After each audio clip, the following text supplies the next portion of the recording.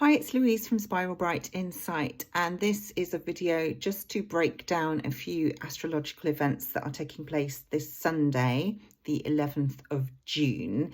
Now, that's in the UK sort of morning time precisely, but the effects are going to be felt in the run-up to and after that particular day. So as always, you know, with astrology, there's a million and one things happening at any one time, but I do like to sort of pinpoint or highlight things that stand out to me personally. And I always think it's interesting to look at what the energies are doing and then sort of how things are playing out in the bigger picture.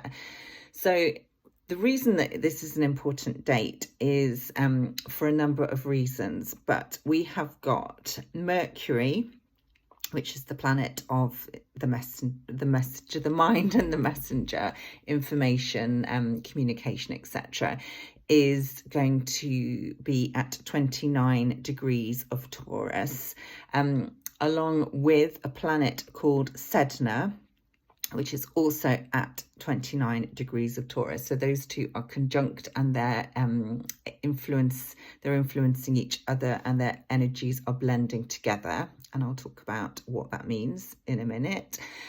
We also have Pluto, who has been in Aquarius for a time since March, is now in retrograde motion, and Pluto is going back into Capricorn. So Pluto on this day is going to hit 29 degrees of Capricorn. Now, they're making a trine together because they're both Capricorn and Taurus are both earth signs. So there's a real sort of harmonious and supportive energy between the two of them. But the 29th degree is, in astrology, it's called the anuretic degree point. And I have done videos about this in the past. The 29 degree point is also known as the crisis point, because it is the last chance that a planet or angle has to work with that particular energy before it moves into the next sign, the new energy. And of course, that's slightly different in this case with Pluto, as it's moving retrogrades. It's going to go back through 29 and then to 28. I think it goes back to 27 degrees before it's going to turn around, station direct, and hit 29 degrees again. So we've got three opportunities to have this 29 degree of Capricorn point for Pluto. So that in itself is a really big deal, and it's really powerful. We also have on the same day, so Mercury, after being at 29 Taurus, will move into Gemini. So Gemini, Mercury in Gemini it's in its own sign, its ruling sign, and that means that our communication, our minds, things are going to really pick up speed. There's going to be lots of information coming at us. We're going to be talking about lots of things, thinking about lots of things. The media are likely to be playing quite a big role because Gemini rules the media. Information is going to be coming at us, bang, bang, bang, and we might not know what we're doing because it is very sort of mutable, scattered energy in Gemini. So that is kind of happening later in the day on the 11th. But while we've got this 29 degree point trine, we also have Neptune conjuncting the moon in Pisces at 27 degrees. Obviously, the moon moves very quickly, so this doesn't hang around. It's not a very long transit. But while Neptune and the moon are conjunct at 27 degrees, they're also squaring the Galactic Centre. So there is a lot going on, and I'm going to try and pull it apart for you. So Mercury is all about information. And when Mercury trines Pluto, we are likely to have something new coming in. Pluto going back into Capricorn is basically revisiting and reviewing anything that it didn't manage to complete the last time it was at Capricorn, at 29 degrees of Capricorn, which was earlier this year. And Pluto in Capricorn is all about exposing what has been covered up. It's about digging down to reveal what is hidden in order to transform and to renew and to rebirth. So the themes of Capricorn, of course, are all about structures, about institutions, anything where, you know, we've got leadership or rulership. So governments are ruled by Capricorn. Things like big structures. So our health service, our education service, our infrastructure, it is all part of Capricorn. And basically, where there is anything that is unethical or inauthentic, or anything that is corrupt and is not serving the greater good for us all, this is a time where there's going to be even more exposure, even more sort of breaking down and breaking through what is essentially broken already, but is still clinging on. So, you know, where we've looked up to people, because Capricorn is about status and reputation, where we've had role models that we've sort of admired and looked up to, you know, where they are not being authentic and ethical, it's time for that to be sort of either the carpet gets swept out from underneath them, or, you know, there's going to be potentially a fall from grace. And I know certainly in the UK that is very much happening at the moment. I'm not going to name names, but, you know, we're seeing high profile celebrities having a downfall due to behaviour that is deemed to be inappropriate, or where they haven't been true. So it's interesting to see how, you know, it's obviously playing out on all sorts of different levels. So, you know, potentially we're going to see more exposure, more news, but as Mercury hits that beautiful trine, it's like saying, okay, come on then, what have you got? What can we talk about? What are we going to share? What are we going to sort of dig the dirt on and spread the information about? So Sunday's potentially a big news day. We don't know what's going to happen. Every day seems to be a big news day at the moment, but, you know, there is potential for that. Now, what's really important, or just to add an extra layer, is Sedna. Now, Sedna is a planet that I haven't really known much about until now, so I have been doing some research. Pam Gregory talks about this planet a lot. She's a brilliant astrologer. If you don't know her already, I highly recommend you check out her work. But Sedna is also at 29 degrees. Now, Sedna is the furthest and most outer planet that has been discovered in our solar system. It's only been discovered quite recently. It has an 11,400 year orbit, so it's moving very, very slowly. And obviously it's going to be moving, well, not obviously, but it's changing signs, I believe, later on this month. So it is right at that final point of Taurus meeting with Mercury, trining with Pluto. Now, Sedna, her sort of the archetype of Sedna and the myth about her was that she was basically her father tried to force her into an arranged marriage, which she didn't want to participate in. So she rebelled. She defied her father and the expectations. And obviously you can sort of say the father represents the patriarchy. And she sort of went against his wishes, and he was so angry about this that he took her out in a boat, tried to throw her over the side. She clung on, held on, because obviously she didn't want to be to drown, but he cut her fingers off, so she had no choice. She had to let go, and she had to basically she went down into the depths, under the waters, and in the myth her fingers and her all turned into sea creatures, and she was kind of had a spiritual transformation, transformed, it was rebirthed into something completely new. But what's interesting about Sedna and her archetype is what she represents, because obviously we have Sedna was aggrieved by, betrayed and deceived by a person that she really should have been able to trust.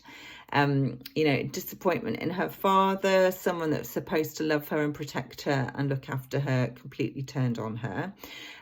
There's pain and emotional wounds there, which as we're talking sort of beneath the surface again, and in the water, potentially subconscious or unconscious wounding.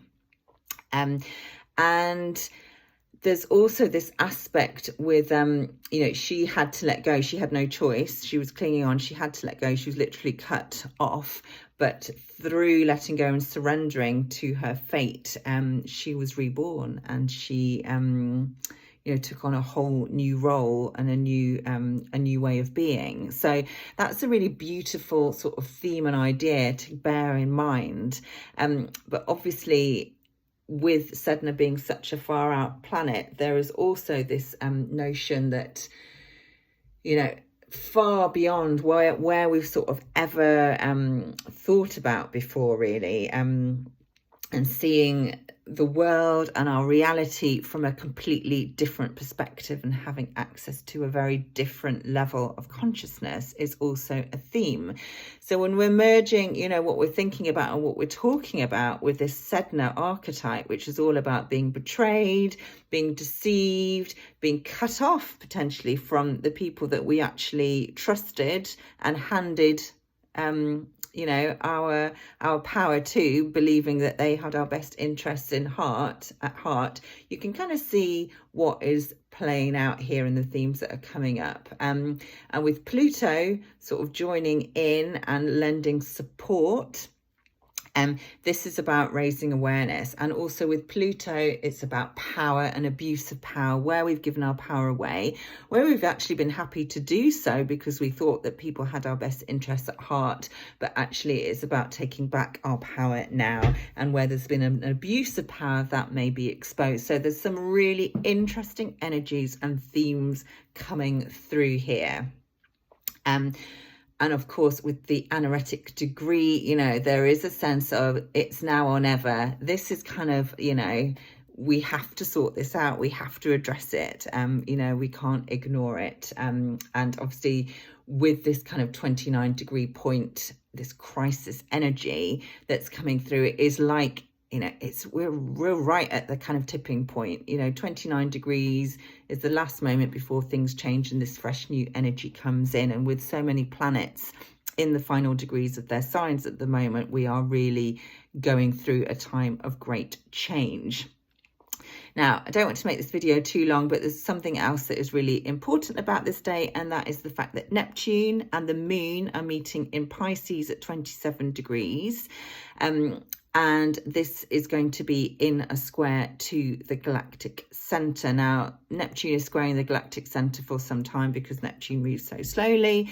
So this isn't particularly, you know, important and unique to that day, but the fact that the moon is coming in as well. Now, the moon represents the people in astrology. It also represents our emotions, what we need to make us feel safe.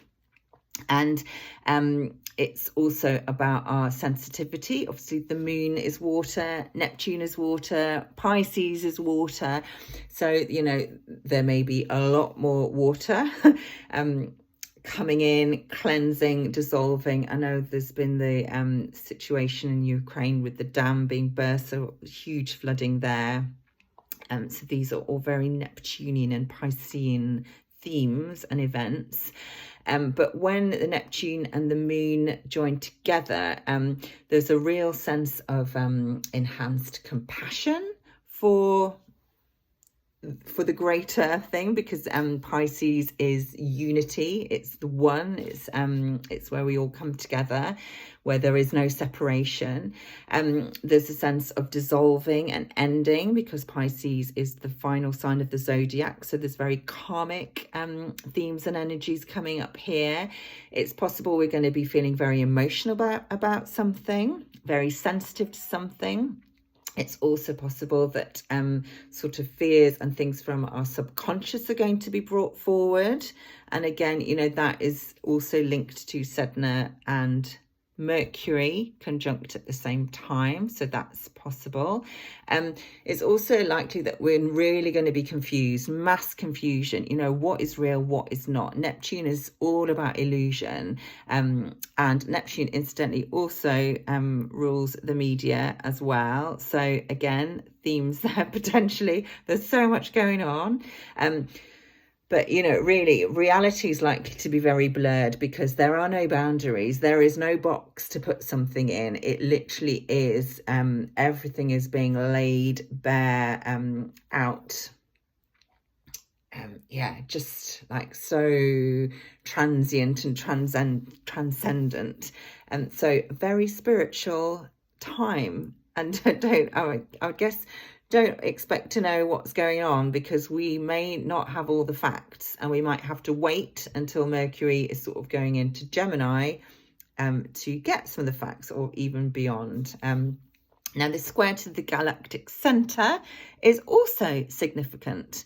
And as I said, this is an ongoing square. So this isn't just one day only. This is something that is affecting us on an ongoing basis for a number of months.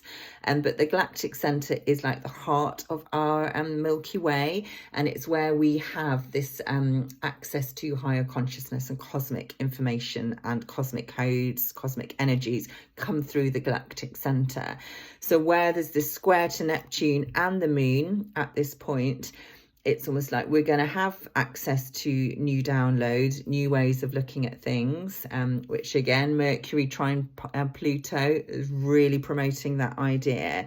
The density of the 3D is starting to be dissolved. But it's a case of, and we have this access to this new way of looking, this higher consciousness, again, Sedna, taking us beyond where we thought we were, what we thought was possible. The question is, with this square, it's a real kind of tense aspect.